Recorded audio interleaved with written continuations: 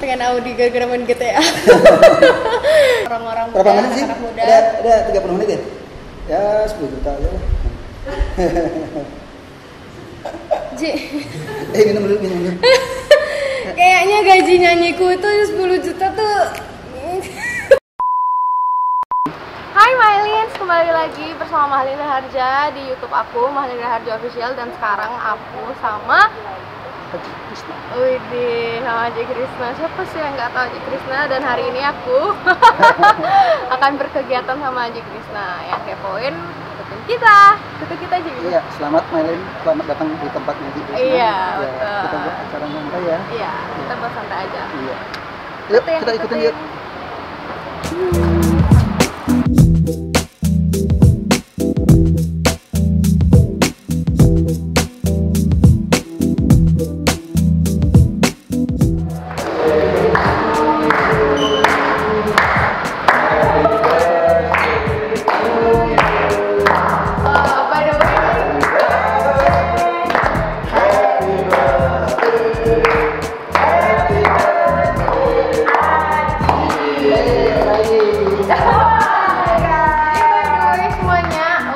Birthday ku itu di tanggal 4 Maret, Aji.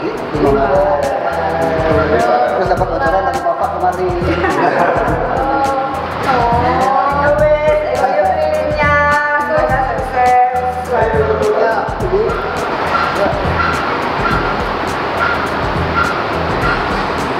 Ya, 1, 2.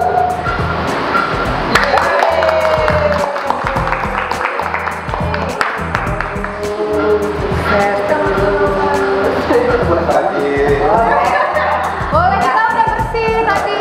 Oke. Harus potong kue nggak? Nggak bisa ya? Harus makan siangnya. Kita harus makan siang aja. Kata kita Jamnya makan siang. jadi siang sama Haji. Tapi makanannya milih cuman biasa-biasa. Nggak apa-apa. Beginilah di rumah. Kalau makanan itu sehat. Sederhana juga.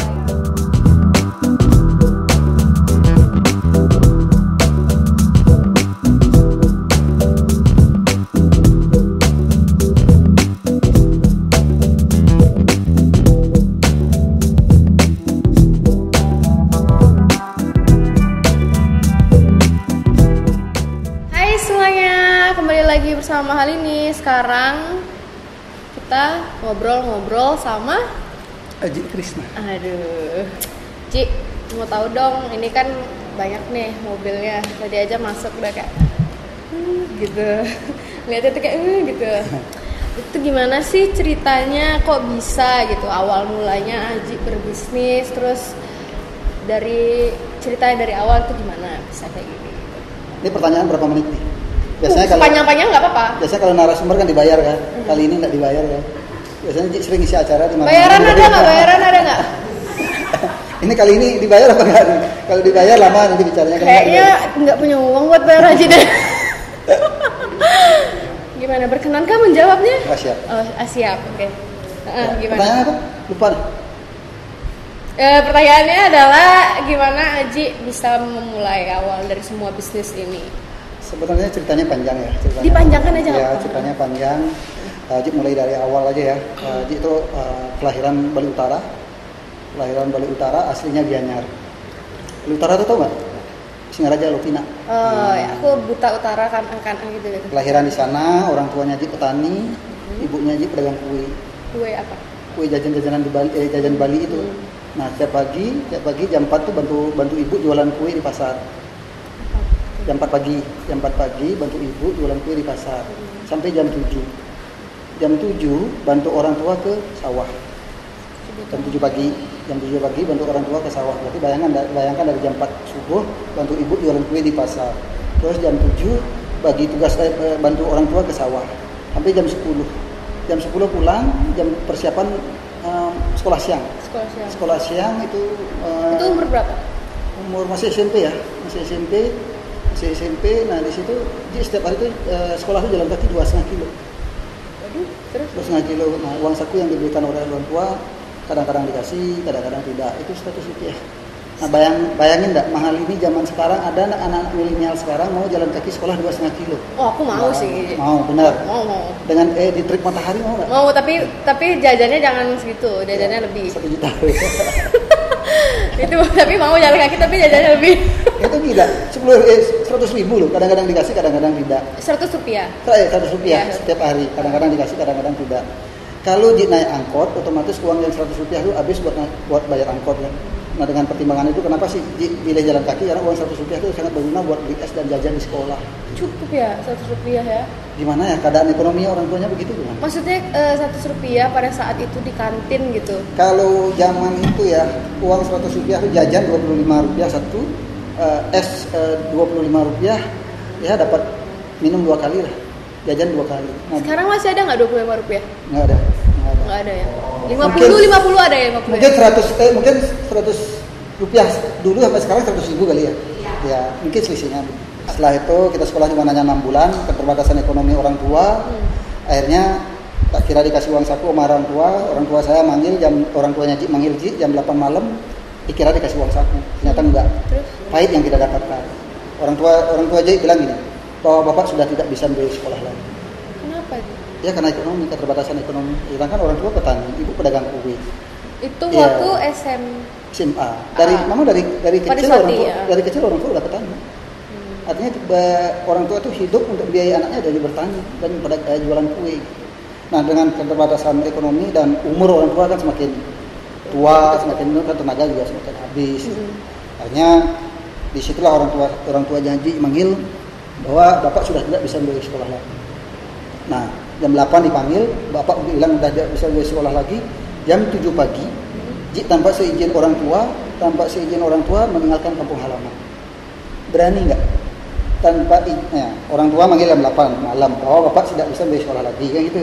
Akhirnya Ji kan marah, kesal sama orang tua. Nah, jam 7 pagi tanpa seizin orang tua, Ji meninggalkan kampung halaman tanpa uang saku. Kalau aku pernahnya cuman nggak pernah bilang ikut idol aja sama seperti itu. Nah disitulah Ji pagi jam 7 pagi. Kebetulan di keluarga di kampung Ji itu ada yang bawa buah Jawa Bali. Jawa Bali pakai truk. Disitulah Ji numpang truk. Numpang truk sama saudara, kurang lebih perjalanan dari Singaraja ke Denpasar 3 jam. Ji diturunkan di terminal Ubung. Nah akhirnya diturunkan di daerah Ubung. Nah dari daerah Ubung Ji mulai berpikir, hari ini siang ini saya butuh makan dan minum. Dengan pertimbangan itulah akhirnya Ji melewati menelusuri sungai Jalan Noja, sungai Teras Ayung. Ya, kan ada jembatan panjang. Di situ ada jalan Teras Ayung. Nah, di situlah Ji mulai berpikir, saya butuh makan dan minum hari ini. Jalan satu-satunya selalu saya melewati jalan raya Gatot Subroto, nggak mungkin dapat makan. Dengan pertimbangan itulah akhirnya Ji memutuskan menelusuri sungai. Nah, kurang lebih perjalanan jalan kaki kurang lebih menelusuri sungai itu kurang lebih 5 kilo. Akhirnya tembus di daerah Sandur. Di daerah sana itu namanya Intaran, Jalan Danau Buyang. Nah di situ ada beberapa hotel melati, kalau nggak salah ada 5 hotel melati.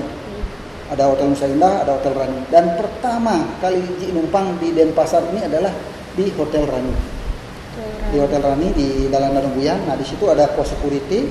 Di situ atas izin security, Ji minta izin kepada security, Pak Security, izinkanlah Ji menumpang di sini sebelum mendapatkan pekerjaan. Menumpangnya itu di posnya itu. Iya. Artinya yang penting dikasih tempat tinggal mau dimanapun nggak masalah. Nah pertama kali Ji nyampe di sana, Ji minta izin kepada security, Pak Security, izinkan saya menumpang di sini sebelum mendapatkan pekerjaan. Dikasih. Dan akhirnya diizinkanlah oleh security Ji numpang di sana.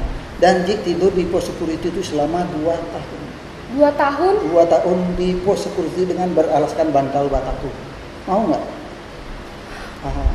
Pernah nggak main ini tidur sih? Zaman-zamannya 2 tahun loh, aku tuh 2 hari 2 tahun. Itulah pahit hidupnya Ji. Iya. Terus waktu itu sekarang aja masih ingat sama security-nya nggak? Kalau security-nya nggak ingat, tapi pemiliknya ingat. Pemilik hotelnya ingat dan sekarang jadi temenan sama Ji, dan anaknya yang punya itu juga temenan sama anaknya Ji. Wow. Gitu ceritanya. Ceritanya masih panjang.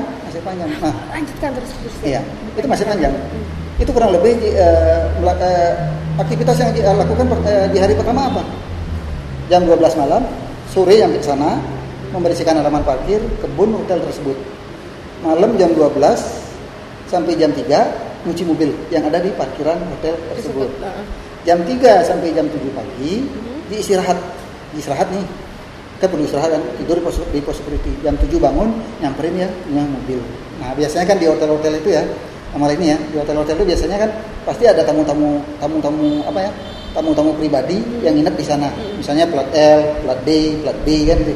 Misalnya kalau ada saudara, misalnya dari luar, anggap Surabaya kan plat L tuh, nginep di hotel itu pasti parkir ya, malam kan istirahat, parkir. Jam 12 dicuci sampai jam 3. Jam 3 istirahat sampai jam 7. Jam 7 Ji bangun, nyamperin yang punya mobil. Begitu datang yang punya mobil itu, Ji bilang gini, Om, saya cuci mobil. Tujuannya apa? Kan kita biar dikasih upah. Iya, betul. Itu ceritanya. Tapi waktu itu pas di hotel itu, Aji itu kerja di hotel itu sendiri juga? Atau cuman biar kasih upah atau gimana?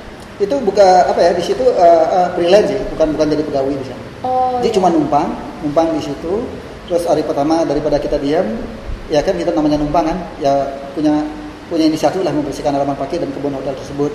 Tujuannya kan kita udah dikasih numpang, paling tidak di hari kedua kita dikasih minta makan lah gitu. Nah akhirnya begitu Ji melakukan aktivitas cuci mobil setiap hari. Nah itu yang tadi dia bilang itu kan, jam 12 sampai jam 3, jam 3 sampai jam 7 saya istirahat. Begitu jam 7 bangun nyamperin yang punya mobil. Nah begitu datang yang punya mobil, saya bilang, Om, saya yang cuci mobilnya. Nah kebetulan penghasilannya Ji di hari kedua, di hari pertama sampai seterusnya selama 2 tahun penghasilan Ji jadi tukang cuci mobil 2.000 sampai 5.000 per hari. Bayangkan waktu Ji sekolah uang saku 100 rupiah. Begitu zaman itu ya, zaman itu udah banyak. Iya. Nah, artinya kan tidak jauh beda kan. Iya. Artinya uang saku waktu di kampung 100 rupiah, kadang-kadang dikasih, kadang-kadang tidak. Begitu Ji merantau di hari pertama sudah dapat tempat tinggal, meskipun di pos security. Di hari kedua Ji udah dapat penghasilan dari tukang cuci mobil atas inisiatif sendiri, tanpa diperintah orang lain. Penghasilan Ji 2.000 sampai 5.000 per hari. Bayangkan, suatu saat saya akan menjadi orang yang berhasil di Bali ini. Boleh tepuk tangan. Salam. Ayo banyak Ji. Terus gimana setelah itu pas 2 tahun? Oh ya, ntar dulu baca. Nah, terus Setelah 2 tahun? Selama 2 tahun Ji bisa menyisihkan tabungan senilai Rp150.000. Uang yang Rp150.000 dari hasil nyuci mobil selama 2 tahun, Ji belikan sepeda motor Honda 70. Nah, dari itu hasil, harganya berapa? 70. Itu beli dari uang tabungan senilai Rp150.000 itu pakai beli sepeda motor Honda 70 dan belinya Rp150.000. Rp150.000 kan. Setelah itu Ji mulai berhenti melakukan aktivitas cuci mobil karena nyuci mobil malam itu berat. Itu harga motor 150.000. Zaman itu kalau sekarang mungkin 1,5 juta. 1,5 juta dapat kali ya? Honda 70 dapat ya? 1,5 juta dapat. Dulu 150.000. Nah, dengan modal sepeda motor itulah Ji mulai berpikir Ji harus cari pekerjaan tetap. Karena kalau cuci mobil tiap hari, setiap malam itu berat juga kan. Berat karena itu kan kena angin, kena apa. Nah, di situ dengan modal sepeda motor Ji mulai memikirkan mencari pekerjaan. Dan pertama kali Ji bekerja di Denpasar dan tidak pernah bekerja di tempat lain, di konveksi Siddhartha. Nah, di atas jam 7 Ji belajar menjahit, nyablon dan motong. Yang tadinya Ji hanya pegawai serabutan, tamat SMP, akhirnya karena rajin, di atas jam 7 Ji belajar menjahit, nyablon dan motong. Nah, disitulah dalam waktu 6 bulan Ji hanya pegawai serabutan dan di situ dipercaya oleh Pak Siddhartha. Dan Pak Siddhartha sering ngajak saya, sering ngajak Ji kemana-mana dan sering ngasih nasihat, ngasih ujangan. Dan Pak Siddhartha selalu bilang, suatu saat kamu akan menjadi orang yang sukses. Terima kasih buat Pak Siddhartha. Dan sekarang itu Pak Siddhartha sebagai orang tua angkatnya Ji, dan Pak Siddhartha tidak mungkin Ji bisa seperti ini. Beliaulah guru saya, beliaulah orang tua angkatnya Ji, dan berkat dia Ji bisa seperti ini. Nah, selama Ji kerja di Siddhartha, selama Ji kerja di Siddhartha, Ji dipercaya oleh Pak Siddhartha, dan perusahaan Pak Siddhartha semakin maju, semakin berkembang. Akhirnya di situ Ji bisa membesarkan perusahaannya Pak Siddhartha, dan disitulah Ji mulai bagaimana perusahaan ini biar semakin maju gitu, semakin maju. Nah, begitu pekerjaan di Pak Siddhartha rame, musim rame Agustus biasanya kan rame kan. Nah, kerjaan itu banyak numpuk, Ji bawa keluar. Kerjaan itu Ji bawa keluar. Nah, begitu Ji bawa keluar, ketemulah dengan teman saya di SMP. Di SMP, di kampung. Teman di kampung, teman sekolah di SMP. Ketemulah di sana sebagai tukang jahit dan sekaligus sekarang jadi istrinya Ji. Waduh. Itu ceritanya. Nah, begitu pekerjaan banyak di Pak Siddhartha, kan Ji bawa keluar nih. Ketemu dengan teman sekolah di SMP. Kamu kok kerja di sini? Iya, kerja apa? Tukang jahit. Oh, udah lama, udah setahun. Akhirnya karena Ji sering bawa kerjaan sana, padahal dulu waktu SMP nggak pacaran. Begitu bawa kerjaan sana, sering curhat, akhirnya pacaran. Nah di situ udah Ji memutuskan, kalau gini terus, mendingan kita nikah muda aja lah. Kan juga dia tukang jahit, saya juga tukang jahit, tukang sablon, tukang potong. Saya yakin bisa berhasil. Akhirnya kita putuskan nikah muda. Nikahnya umur? Kalau nggak salah 18 ya? Waduh. Nikah 18 atau 19. Nikah muda aja. Istrinya aja masih umur 17 karena masih kecil. Nah kita putuskan nikah muda. Begitu nikah muda, bosnya aja marah-marah, Pak Siddhartha. Wah, kamu kok berani nikah muda? Kamu masih kecil. Berat loh. Nggak apa-apa Pak. Saya yakin perusahaan Bapak akan semakin maju kalau saya nikah muda. Wah, nggak mungkin. Kenapa gitu? Karena kan istri saya tukang jahit Pak. Saya kan tukang jahit, tukang potong. Berarti otomatis pekerjaan yang tadinya Bapak banyak, penuh, tidak bisa dikerjakan di dalam, cukup istri saya yang ngajak tukang jahit. Kita akan kembangkan di sini. Oh ya, boleh juga. Akhirnya begitu nikah, perusahaan Siddhartha semakin maju, semakin berkembang. Dan di situ tahun 90 dia memutuskan membuka usaha kecil-kecilan. Itu udah ada modalnya dan lain-lain ya. Modalnya dari gaji yang didapatkan selama kerja di Pak Siddhartha, dikumpulkan. Kira-kira berapa tuh? Hanya paling lebih dari 1 juta. Karena waktu itu uang 1 juta bagi Ji nggak gampang gitu.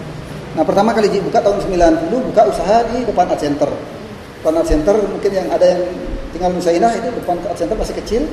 Kita buka tahun 90. Nah tahun 90 buka usaha kecil itu kita kontrak tokonya bisa, tapi isi barangnya nggak bisa. Isi barangnya kan udah modal. Nah disitulah Pak Siddhartha izin pada Pak Siddhartha, kita buka toko, tapi untuk isi barangnya saya nggak bisa. Pak Siddhartha marah-marah lagi. Kamu terlalu berani. Memang kalau kontrak toko modalnya kecil, tapi untuk isi barangnya yang berat. Ya Pak, kalau nggak keberatan, Bapak lihat lokasinya. Begitu Pak Siddhartha lihat lokasinya, Pak Siddhartha senang. Wah bagus tempatnya. Oke, saya barangnya, kamu tempatnya. Akhirnya tahun 90 sampai 94 Ji kerjasama dengan Pak Siddhartha. Bos sendiri. Ya, sama bos. Artinya dari tahun 90 sampai 94 selama 4 tahun Ji kerjasama. Tahun 94 betul-betul pisah. 94 betul-betul Ji udah punya konveksi sendiri, namanya Cok Konveksi. Cok Konveksi. Cok Konveksi itu tahun 94. Nah, perjalanan konveksi Mahalani ya, itu prosesnya panjang. Itu kurang lebih 6 tahun. Tahun 2000 baru konveksi itu berkembang, baru mulai ramai. Sedangkan satu-satunya konveksi terbesar di Bali kan Siddhartha. Nah, sedangkan dari tahun 94 dari selama 6 tahun sampai tahun 2000 baru bisa mengangkat konveksinya Ji. Bahkan tahun 2001 konveksi terbesar di Bali 2. Yang pertama Cok Konveksi, yang kedua Siddhartha. Kalah bosnya loh. Waduh. Lu coba aja lihat sekarang. Konveksi sekarang kan ada Cok Konveksi dan Siddhartha kan. Sekarang ini kelihatan kan Cok Konveksi yang jauh lebih besar daripada Siddhartha. Tetapi hubungan baik Ji dengan Pak Siddhartha adalah itu sebagai seperti orang tua angkatnya Ji. Artinya Pak Siddhartha tuh malah ngasih support terus, kamu harus maju. Di perjalanan kurang lebih selama merintis usaha konveksi, nah di perjalanan Ji ingin ekspansi sama istri kan. Ya Bu yuk, ekspansi yuk, usaha apa yang kita harus buat? Kira-kira apa ya? Ayo coba survei oleh-oleh yang ada di Bali. Kita survei sama istri selama 2 bulan. Istri Ji bagian di Gianyar, istri bagian di daerah Kuta. Nah ternyata hal ini ya, dimanapun oleh-oleh di Bali, di seluruh Indonesia dan dunia, tetap yang paling laku adalah baju kaos. Oleh-oleh dimanapun oleh-oleh pasti belinya Bali. Betul. Pasti oleh-oleh paling pas baju kaos, kedua camilan. Iya benar. Nah karena dia lihat oleh-oleh dimanapun tetap penjualan paling laku baju kaos, kenapa nggak saya aja buat oleh-oleh? Dengerin. Ya kenapa nggak Ji buat oleh-oleh? Dengerin. Kalau kenapa gitu? Kenapa nggak kita aja buat oleh-oleh? Karena yang paling laku kan baju kaos. Ya. Sedangkan Ji produksi sendiri. Kan produksi baju kaos sendiri. Kalaupun kewalahan punya Pak Siddhartha. Nah disitulah dengan modal nekat, dengan keberanian, tanpa modal, dengan modal nekat ya, modal berani dan kerja keras, akhirnya tanggal 16 bulan 5 2007 dibuka Krishna yang pertama. Di mana itu Krishna yang pertama? Di dalam Nusa Indah. Dekat sini. Nah Krishna pertama dibuka tanggal 16 bulan 5 2007. Nah begitu buka Krishna pertama di awal karena pembukaan kan teman-teman kita undang, penjualannya bagus, ramai. Seminggu setelah itu penjualan turun jadi 50.000 per hari ya. Nah itu mulai berat. Gimana caranya saya harus membesarkan perusahaan ini? Sedangkan udah mulai pakai pinjaman bank. Nah di situ aja punya teman-teman yang punya mobil. Teman-teman yang punya mobil, tolong dong bantu dong. Mobilnya parkir di depan Krishna dulu biar kelihatan ramai. Nah padahal begitu kita buka toko itu padahal sepi. Tapi yang parkir itu kan mobil-mobil teman. Tapi kan orang lihat gila Krishna ini baru buka udah kelihatan rame gitu. Itu strategi. Strategi ya. Artinya kan orang baru ngelihat ini Krishna ini baru buka udah rame. Padahal itu mobil teman-teman semua, enggak ada yang belanja. Gitu. Nah, ternyata berhasil. Akhirnya tanggal 16 bulan 5 2007 yang pertama kan. Nah, karena itu berhasil, dalam 6 bulan kemudian dibuka lagi Krishna 2. Tanggal 16 bulan 5 2008 buka Krishna 2 di Jalan Nusa Kambangan. Kan tahu kan, Nusa Kambangan di daerah Denpasarnya. Itu tanggal 16 bulan 5 2008. Nah, karena Krishna di sana jalannya kecil, perbot dan bus tidak boleh masuk. Dan begitu Krishna buka di sana, Krishna dan Airlangga jadi rame. Di situ ada Airlangga. Airlangga duluan, Krishna sebelahnya. Nah, begitu ada Krishna, di situ jadi daerah macet. Karena ada Krishna dan Airlangga. Dulunya kan Airlangga, sekarang tambah Krishna. Itu jalan itu jadi macet, jadi nggak enak dengan lalu lintas, nggak enak mengganggu perhubungan dan nggak enak mengganggu masyarakat. Jadi mulai berpikir bagaimana caranya membuka oleh-oleh yang lebih besar. Tanggal 16 bulan 5 2009 dibuka Krishna yang terbesar di Jalan Raya Sunset Road dengan luas 1,4 hektar. Iya, tahu ya. Tahu kan? Gitu. Bayangin nah ini ya. Krishna 1 2007. Krishna 2 2008. Krishna 3 2009. Sekarang udah ada Krishna berapa nih? Krishna sekarang totalnya 32 outlet ya. Iya. 2007 1, 2008 Krishna 2, 2009 Krishna 3. Bayangin hanya orang tamatan SMP. Ya. 2007, 2008, 2009 karena Krishna 1, 2 dan 3 buka jam 8 sampai jam 10.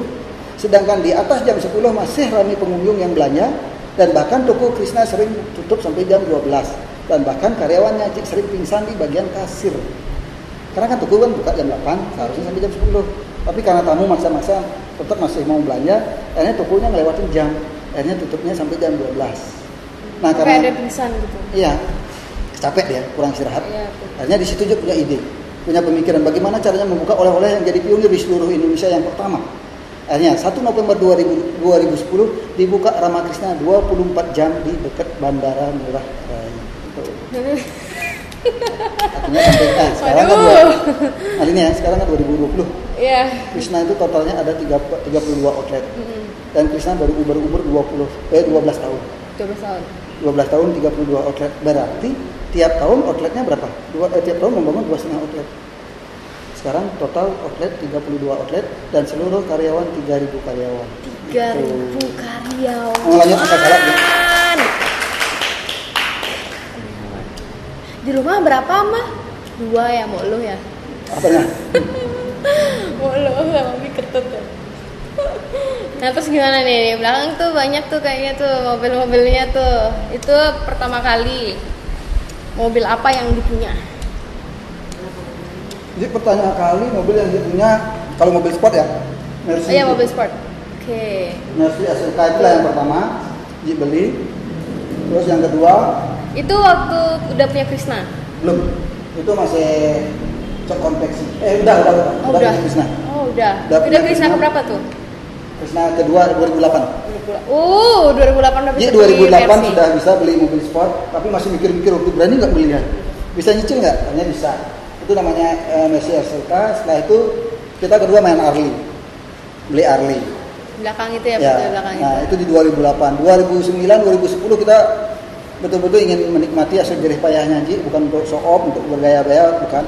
Disitulah mulai main mobil Ferrari.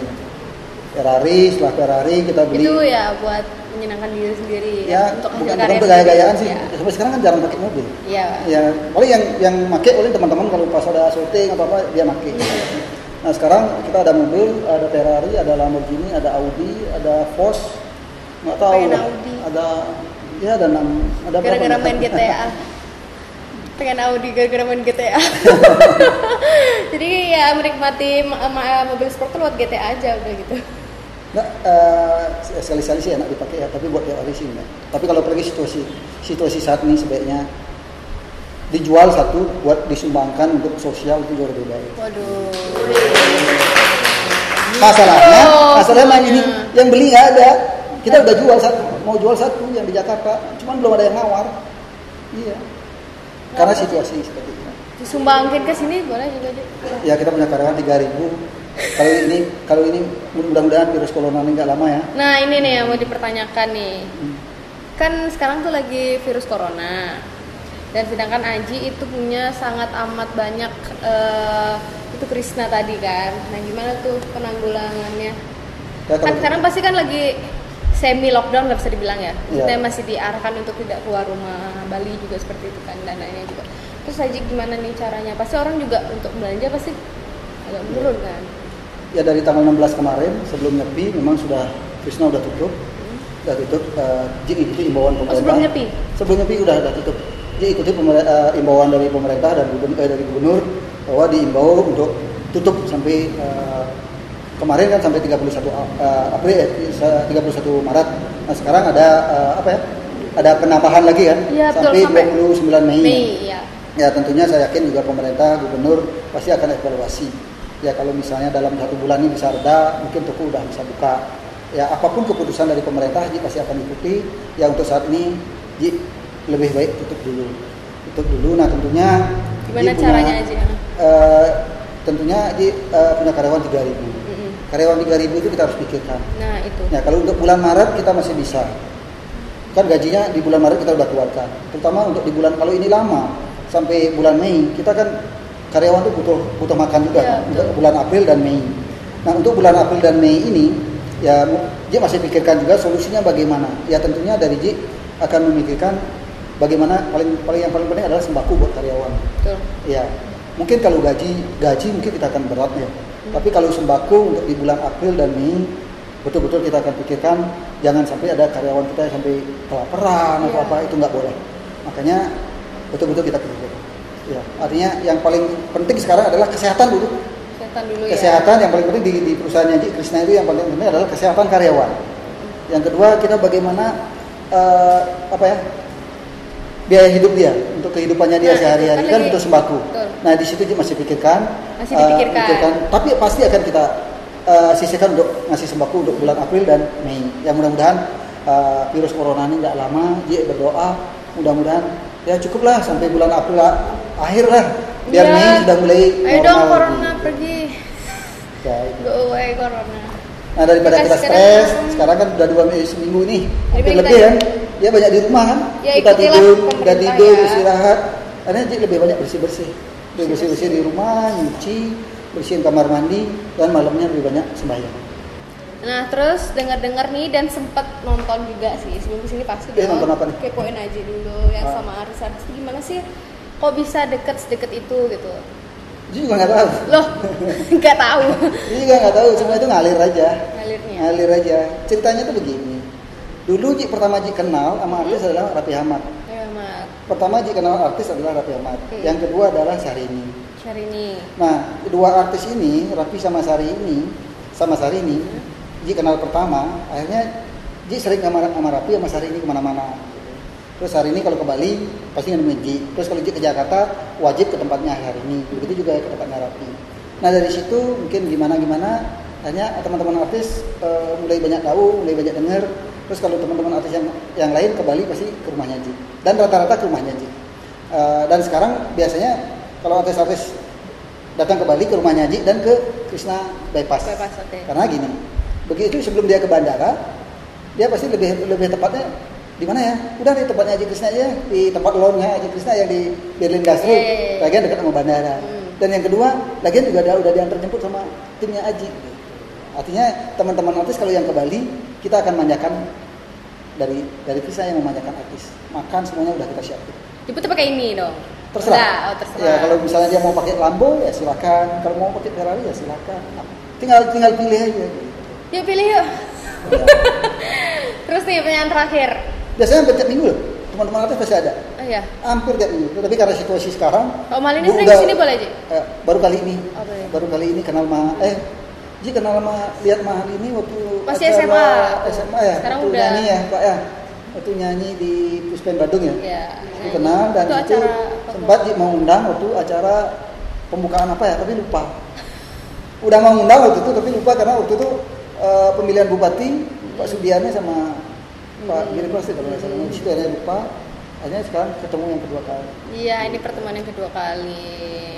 Pertanyaan terakhir apa? Pertanyaan terakhir adalah berapa semua total mobil sportnya Haji dan semua harganya berapa? Kalau semua total mobil sport berapa ya? Nggak bisa gitu. Lupa berapa? Mobil sport ada 4.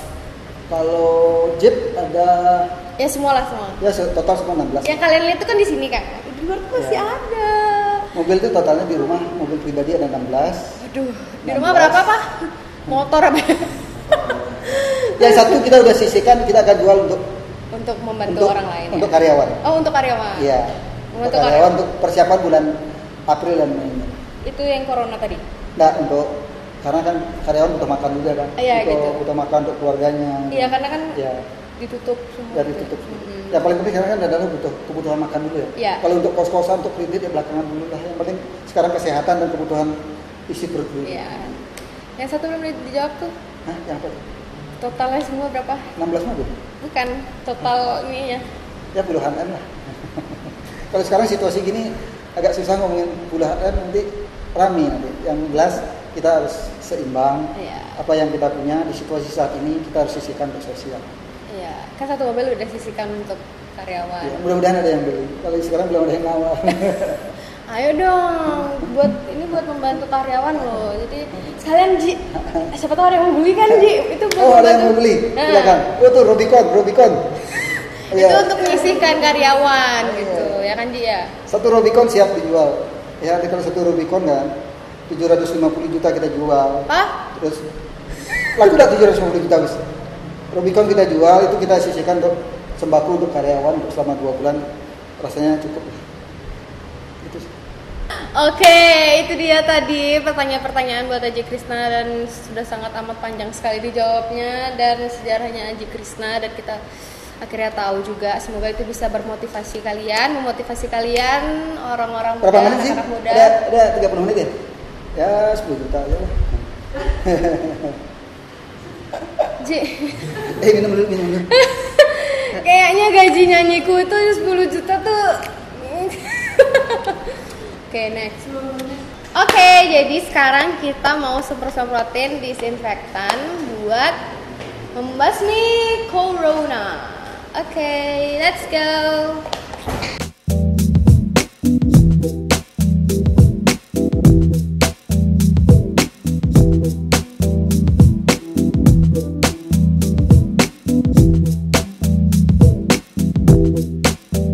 Jadi tadi itu kita semprot-semprot gitu. Belajar semprot. Pakai sarung dulu, cuci tangan dulu. Di tangannya mana ya? Numpuk ini. Tangannya di dalam. Sudah isinya tuh. 1, 2, 3, 4. Lima ya. Ya.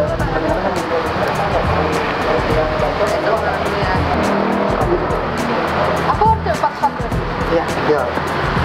Sini Copot sepatu dulu ya guys. di sini kita nyemprot halaman rumah sama mobilnya Ji biar bebas dari virus corona. Semoga virus corona cepat berakhir. Ini jempol lo mana sih? Iya. Jadi kita buat pakai tangan dulu.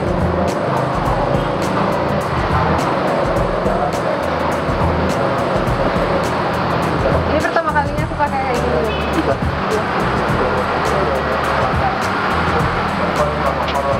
Tanganku juga hilang. Mana ini? Ya, ini pakai gitu aja.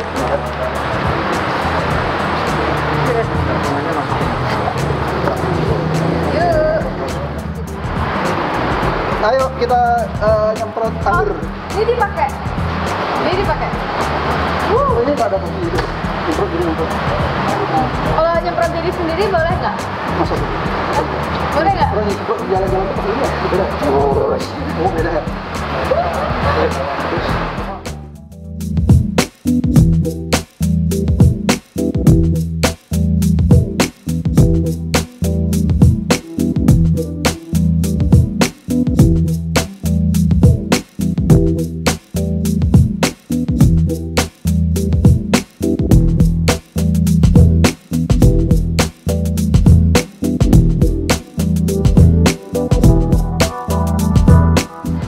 Jadi ini adalah motor karyawan.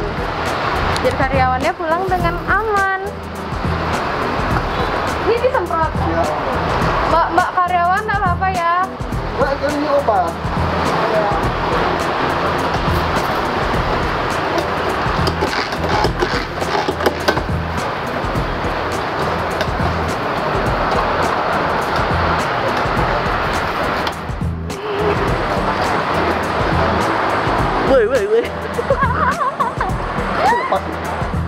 Oke, Mylins, itu dia tadi kegiatanku sama Ji Krisna. Udah ngobrol-ngobrol bareng, terus semoga juga apa sih Ji namanya? Bermotivasi, gimana sih ngomongnya? Memotivasi kalian, anak muda, biar giat, lebih giat, biar ntar jadi kayak gitu. Krisna itu kan punya banyak mobil, gitu siapa sih yang nggak mau? Terus kita juga udah tadi semprotin biar semuanya bersih dan semoga semuanya terhindar dari virus apa Ji? Corona. Betul, virus corona. Semoga cepat berakhir, biar ekonomi kita kembali normal. Betul. Oke, sampai jumpa lagi di next video aku selanjutnya, dan jangan lupa like, share, comment, dan subscribe. Jangan lupa like, share, comment, dan subscribe. Kok nggak bisa juga? Nggak bisa, oke. Jangan lupa ya guys semua, jangan lupa terus ingat hidupin lonceng di bawah ini biar kalian tahu apa ya? Tahu video-video aku selanjutnya. Oke, bye bye.